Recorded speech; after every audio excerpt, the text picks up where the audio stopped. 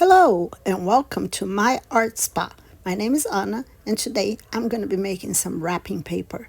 Since Christmas is just around the corner and I need some paper to wrap a couple gifts, I figured why not to recycle this huge piece of paper. This is packing paper that I received in a box with something I ordered online.